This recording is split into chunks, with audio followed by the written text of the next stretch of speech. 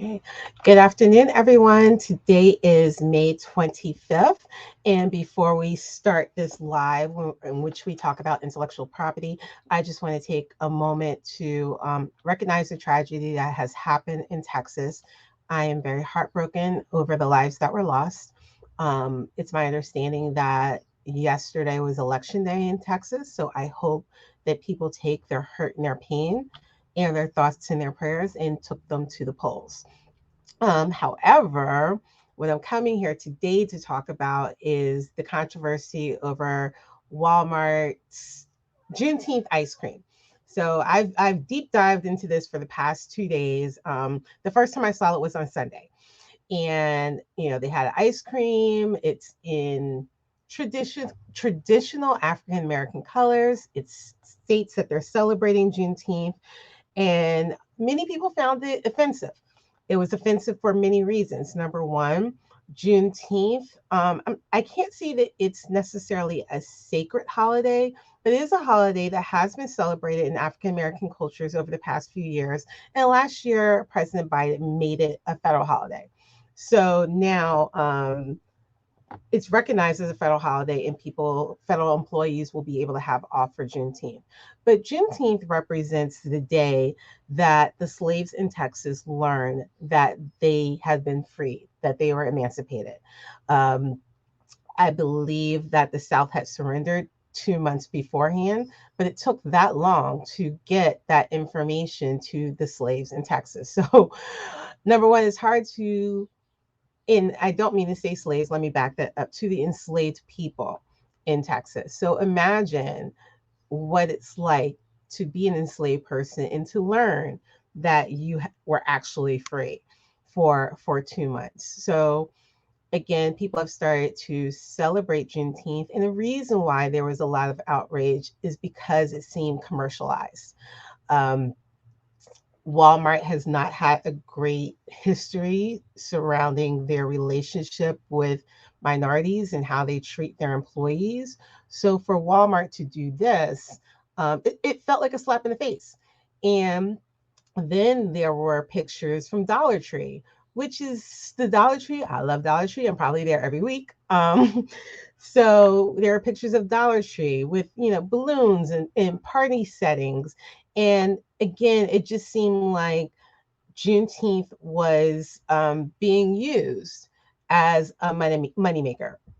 So I believe it was on Monday that it was announced that Walmart received all of the backlash and they removed their Juneteenth items.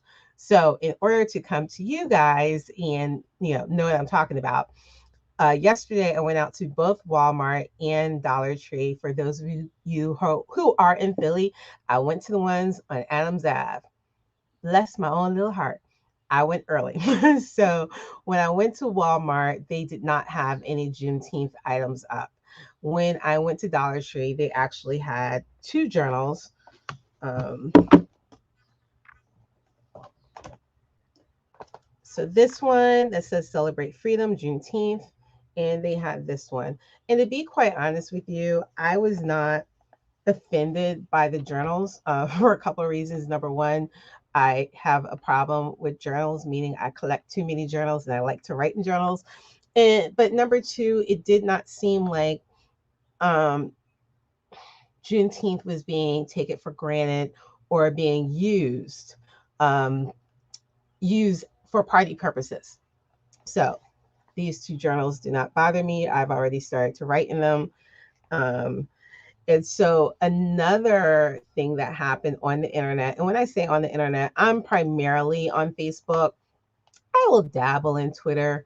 Usually I head over to Twitter. If somebody says something's happening on Twitter, I'll go over there to figure out what's going on. So, of course, they were talking about this issue.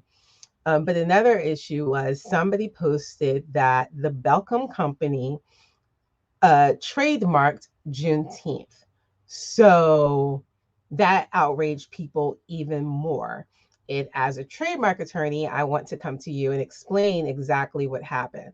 So if you do a cursory search of the USPTO website, that's the United States Patent and Trademark website, If you search for Juneteenth, and like I said, this is just a cursory search, they will pull up about 32 applications for Juneteenth. And when I say for Juneteenth, some of them are for Juneteenth by itself, and some of the applications are for like Juneteenth birthday, or let me find my phone. I can tell you exactly which ones they were. So I wanted to dispel the myth that Walmart or the Belcom Company trademarked Juneteenth. They applied for a trademark for Juneteenth in September of 2021. In December of 2021, that application was suspended, meaning it is not going for it right now. And if you could just give me a moment, I want to check my references regarding the other Juneteenth applications. I don't want to give you guys any false information. Okay. So, out of the 32 applications that contain the word Juneteenth, these are the ones that have been trademarked. So, they went through the trademark process and they were granted the trademark. So, that is Juneteenth 365, Juneteenth Freedom Festival, Free Ish Juneteenth, Juneteenth Apparel, Juneteenth Strawberry Soda, Financial Juneteenth, and Big Papa Juneteenth. So when you file for a trademark, there is a lot involved with it, and that's why you have trademark attorneys. So when you apply for a trademark, it has to be applied for in a class. A class describes what goods or services that mark is being used for. So you can apply for apparel. You can apply if you have a new um, woodworking apparatus that you have. You can apply as a service, you can apply as an accountant, as a lawyer.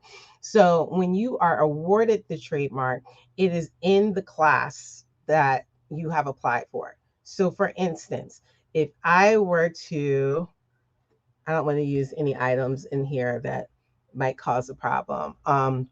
So if I were to apply for the class of widgets apparel, and that is class 25 in apparel, and somebody else applied for widgets apparel, but it was in another class, there is a possibility that they could be awarded a trademark if it could be differentiated. So perhaps my class was apparel, and it was coats, jackets, t-shirts, but somebody else applied in a class that applied for body bags or book bags or something different. So I just want you to understand that when people apply for trademarks, there are 45 different classes, and people can apply for multiple classes for that trademark. But when I went over the 6 marks that have gone through and have been registered under the Juneteenth name, recognize that they were not awarded a trademark for the name Juneteenth alone. When you file a trademark application, they ask if you want to disclaim, and if you don't do this, they'll come back to you, any words that are basically common words. So Juneteenth is a common word. It's a common name. It's a federal holiday.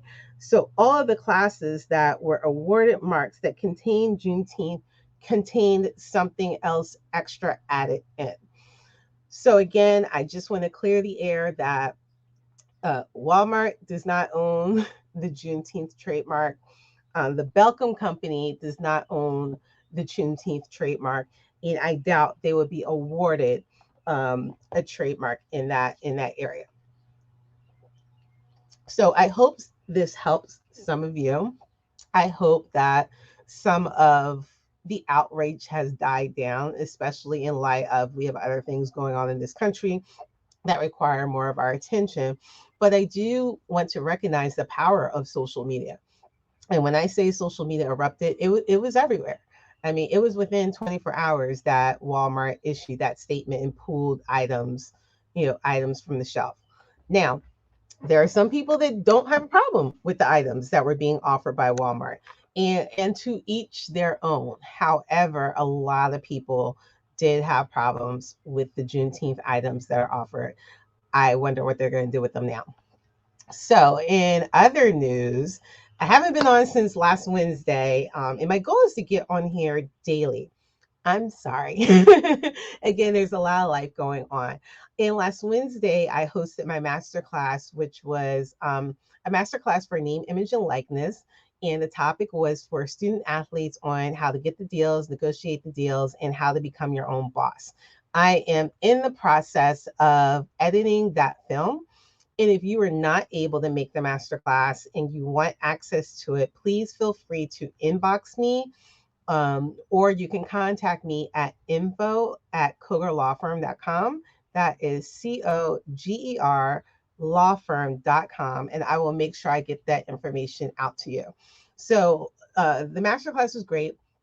And I'm going to bring it to you guys once a month on the second Tuesday of the month. So I think the next masterclass is on June the 14th. Yep, June the 14th at 7 o'clock.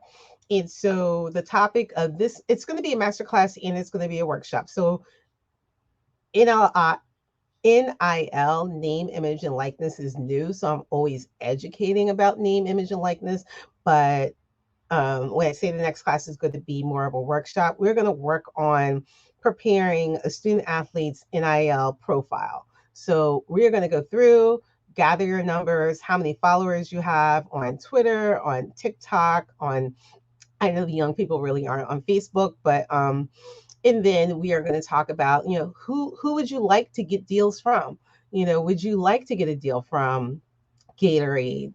Are you interested in the local Cadillac dealership? And we're going to talk about how to approach these companies, because you do not need to wait for the companies just to come to you. So I will be back here tomorrow at 1:30. For those of you that are on Facebook and Instagram, I am going to upload this because it did not stream live. And as always, if you have any questions or comments, inbox me, DM me, email me at info@cogerlawfirm.com. Thank you.